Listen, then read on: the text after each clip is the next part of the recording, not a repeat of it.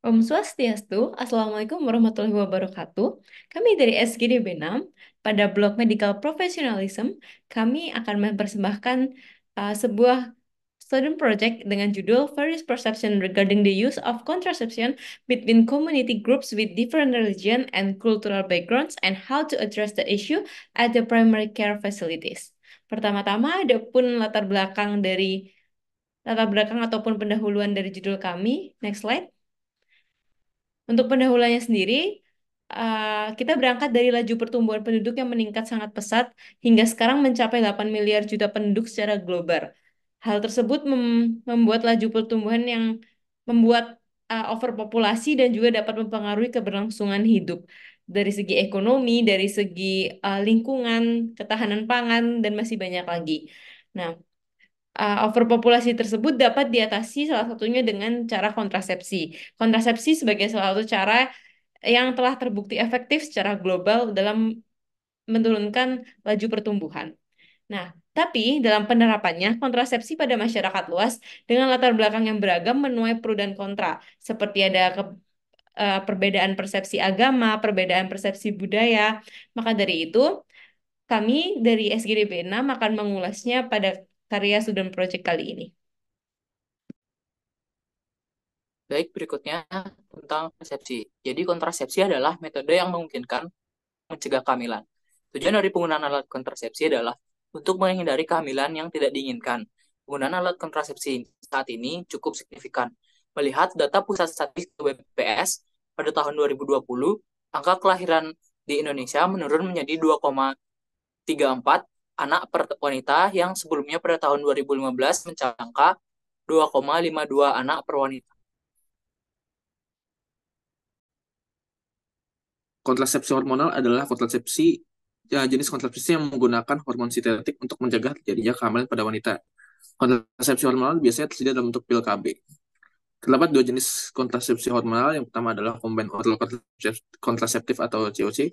COC ini merupakan gabungan dari estrogen sintetik dan beberapa steroid C19 yang memiliki aktivitas progestasional.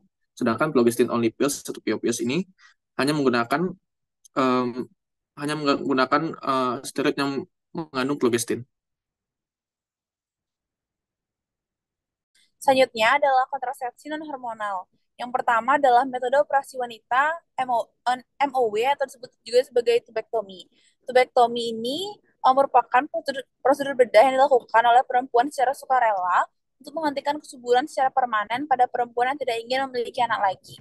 Tubektomi ini dilakukan dengan cara mengkonklusi tuba falopi, yakni dengan mengikat dan memotong atau memasang cincin sehingga sel sperma tidak dapat bertemu dan membawahi ovum. Selanjutnya yang kedua adalah metode operasi pria MOP atau disebut juga sebagai vasektomi. Ini merupakan tindakan pemotongan dan pengikatan vas deferens tanpa menggunakan pisau bedah. Tujuannya untuk memutus aliran sperma dari testis sehingga terjadi azospermia. Kemudian yang ketiga adalah kondom. Kondom ini secara penggunaannya dibagi menjadi kondom laki-laki dan juga kondom perempuan. Untuk kondom laki-laki dan juga kondom perempuan ini memiliki indikasi penggunaannya masing-masing sesuai dengan preferensi dari pengguna. Dan tujuannya sama, yakni untuk mencegah sperma bertemu dengan ovum dan terjadi fertilisasi. Kemudian selanjutnya yang keempat adalah metode sadar masa subur. Metode kontrasepsi itu dilakukan dengan tidak melakukan hubungan seksual pada masa subur wanita. Terdapat dua metode dengan kalender dan berbasis gejala. Kemudian yang kelima adalah alat kontrasepsi dalam rahim atau AKDR. AKDR ini itu di Indonesia ada dua, tapi pada kasus ini kami hanya membahas mengenai AKDR Cooper yang merupakan rangka plastik lentur yang kecil dengan lengan atau kawat Cooper tembaga di sekitarnya. Kemudian yang keenam adalah metode amenorrhea laktasi atau MAL. Jadi ini merupakan metode keluarga berencana sementara yang dapat mengandalkan pemberian ASI eksklusif pada bayi. Artinya hanya diberikan ASI tanpa tambahan makanan ataupun minuman lainnya. Untuk penggunaan kontrasepsi non hormonal ini semuanya memiliki keuntungan dan juga keterbatasannya masing-masing serta memiliki kriteria penggunaannya masing-masing. Baik, selanjutnya adalah pandangan agama terhadap penggunaan kontrasepsi.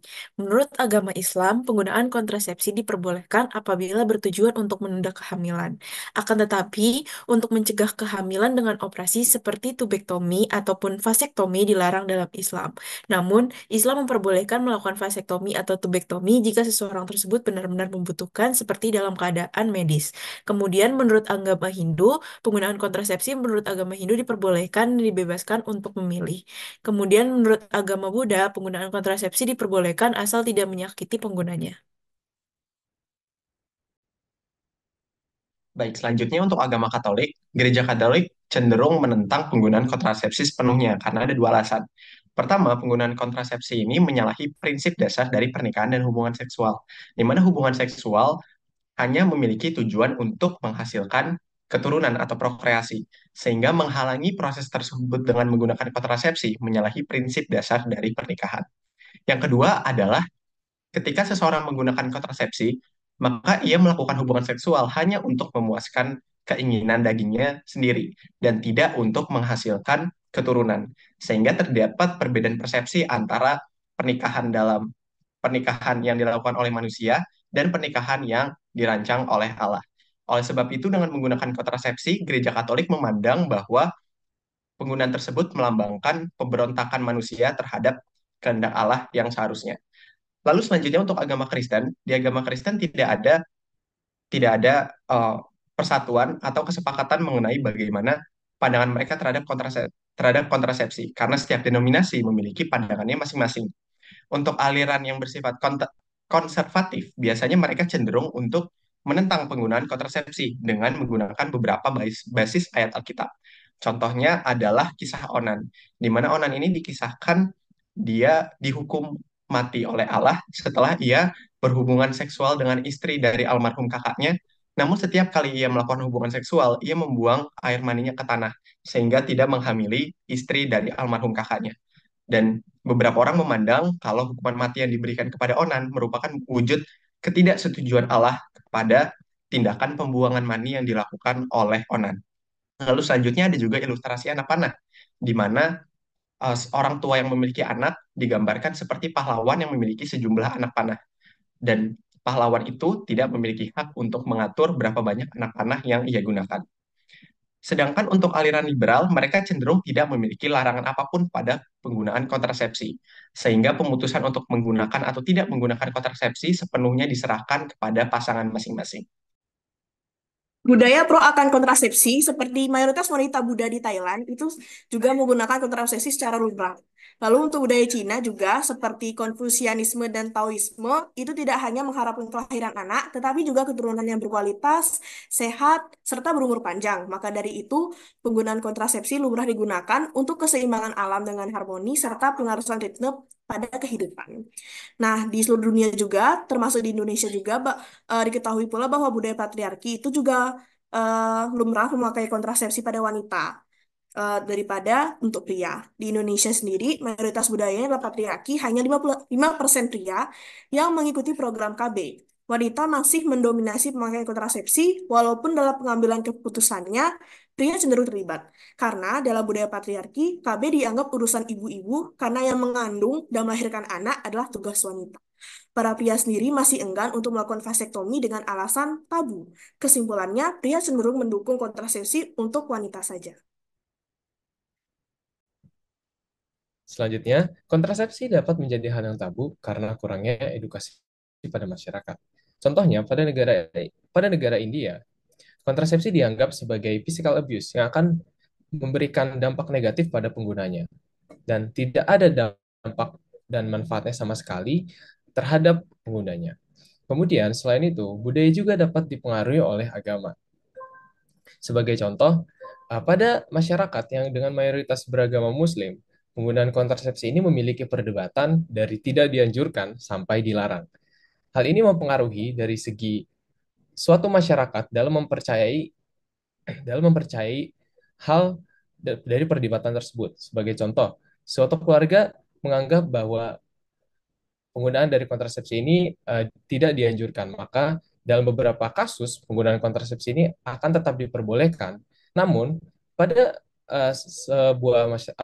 sekelompok masyarakat yang berkeyakinan bahwa kontrasepsi ini dilarang, maka penggunaan kontrasepsi ini akan benar-benar dijauhi dan dianggap suatu hal yang tabu.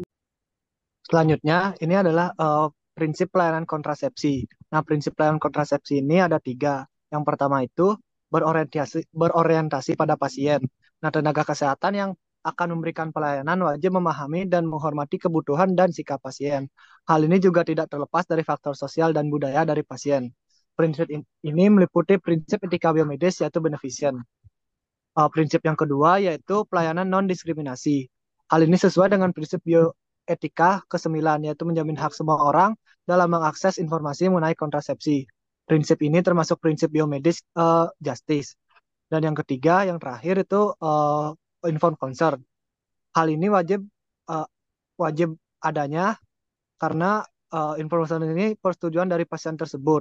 Hal ini sesuai dengan prinsip etika biomedis yaitu respect for autonomy. Selanjutnya adalah bagaimana standar atau prosedur pelayanan kontrasepsi itu sendiri. Prosedur dari kontrasepsi itu sendiri dibagi menjadi tiga secara umum, yakni pra-pelayanan, pelayanan, dan pasca pelayanan. Pada pra-pelayanan itu sendiri meliputi beberapa hal, yakni komunikasi, informasi, dan edukasi atau disingkat KIE, konseling, penapisan medis, dan persetujuan tindakan medis. KIE itu sendiri meliputi pemberian informasi dan edukasi pasien terhadap penggunaan kontrasepsi dan mekanisme bekerja dari kontrasepsi tersebut. KIE sendiri meliputi penyuluhan lapangan juga. Selanjutnya, konseling meliputi pemberian informasi atau pemilihan metode kontrasepsi itu sendiri berdasarkan dari tujuan pasien melakukan kontrasepsi itu sendiri. Tahap ini juga dikenal dengan informed choice. Tahapan penapisan medis adalah tahapan menentukan keadaan yang sesuai untuk dilakukan tindakan kontrasepsi, seperti ada atau tidak kehamilan, menentukan keadaan yang diperlukan yang membutuhkan kebutuhan khusus, seperti penggunaan pil KB, pasca persalinan, infeksi HPV juga. Terakhir adalah persetujuan atau informed consent dari pasien itu sendiri tanpa dipengaruhi oleh pihak manapun dan tidak dipengaruhi dari kita pihak tenaga medis juga. Selanjutnya adalah tahap pelayanan, di mana tahap ini memiliki fokus pada waktu pelaksanaan kontrasepsi.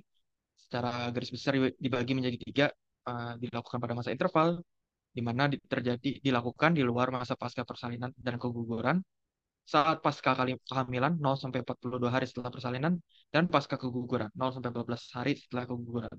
Pemberian metode kontrasepsi meliputi pemasangan atau pencabutan alat kontrasepsi dalam rahim, pencabutan atau pemasangan implan pemberian suntik, pil, kondom, dan pelayanan tubektomi dan vasektomi.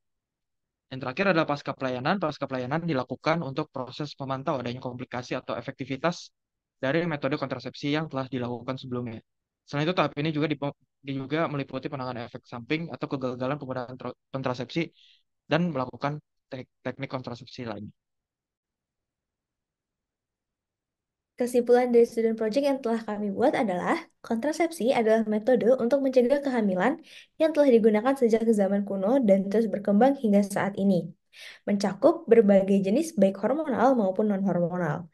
Pemilihan metode kontrasepsi harus disesuaikan dengan kondisi dan kebutuhan individu, serta penting untuk dilakukan melalui konsultasi dengan profesional kesehatan untuk memastikan efektivitas dan keamanan. Dalam penerapannya pada masyarakat luas, kontrasepsi menuai berbagai opini baik dari segi agama maupun budaya. Dengan memahami sejarah, jenis, dan pandangan agama tentang kontrasepsi, masyarakat dapat membuat keputusan yang lebih baik dan tepat dalam merencanakan keluarga mereka. Terlepas dari pandangan agama dan budaya, sebuah fasilitas kesehatan telah memiliki prinsip dan standar pelayanan yang disesuaikan dengan kebutuhan masyarakat. Sekian student project dari B6. Terima kasih.